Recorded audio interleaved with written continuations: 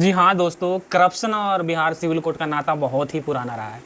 ये नाता वैसे ही है जैसे रावण और सीता का, मृग और मारीच का, और लक्ष्मण और शूर्पणखा का। कुछ वैसा ही नाता ये बिहार में बिहार के सिविल कोड के कन्वीनर और छात्रों का रहा है।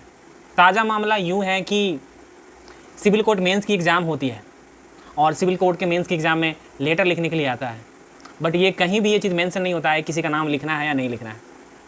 और ये क्लियर इन्फॉर्मेशन ना देते हुए इवन जो सिलेबस ऑब्जेक्टिव इन नेचर होता है ज़्यादातर उसको सब्जेक्टिव इन नेचर कर दिया जाता है एग्ज़ाम के ही दिन। पहले से किसी को कुछ नहीं पता होता है। उसके बाद स्टूडेंट्स को जिसने लेटर में नाम लिख रखे हैं, किसी के रैंडम किसी के लिख रखे हैं, उसको ये कहते हुए रिजेक्ट कर दिया जाता है। उसकी कॉपीज़ को उसके चेक करने से ये कहते हुए रिजेक्ट कर दिया जाता है कि आपने मोड ऑफ कंडक्ट का उल्लंघन किया है, इसलिए आपकी कॉपी चेक नहीं की जाएगी, आपकी कॉपी को कैंसिल किया जाता है, आपका रिजल्ट में नाम नहीं होगा। ये कितना बड़ा विभत्स घटना है। इस बेरोजगारी का दंश झेल रहे हजारों युवाओं के दिलों पे चोट है। वो इस चोट को वही युवा झेल रहा है जो एग्ज़ाम में दे रहा है। उस चोट को वो बीजेपी का आईटी सेल या किसी अन्य पार्टी का आईटी सेल नहीं झेल रहा है, क्योंकि उसे पढ़ने लिखने से कोई फ़र्क पड़ता नहीं है।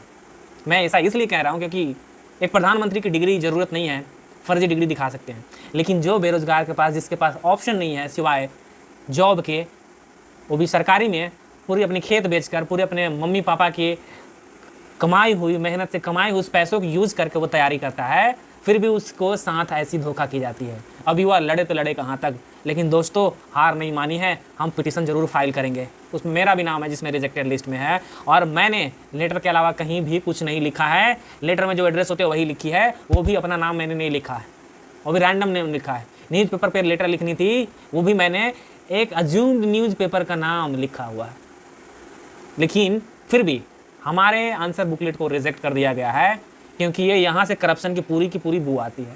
ऐसा इसलिए क्योंकि अगर आप लिस्ट देखेंगे रिजेक्शन का, आपको जानकर आश्चर्य होगा कि बहुत सारे ऐसे रोल नंबर है जो लगातार 3 से 4 लगातार रिपीट हो रहे हैं। एग्जाम्पल के तौर पे 1 2 3 4 है तो 1 2 3 4 रिपीट हो रहे हैं। 80 81 82 है तो ये रिपीट हो रहे हैं। आपको बहुत सारे पैटर्न मिलेंगे जो आपको ये बताने के लिए काफ़ी है कि ये किसी सोची समझी साजिश की बू के थ्रू की गई है, उसकी गंध आती है उससे।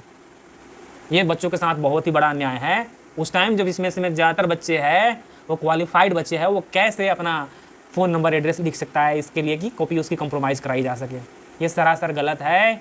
आयोग हमेशा सही नहीं होता, ये अलग अलग तरीके हैं इनको इस करप्शन को करने के। जय हिंद दोस्तों, और वीडियो अच्छी लगे तो शेयर और सब्सक्राइब जरूर करें।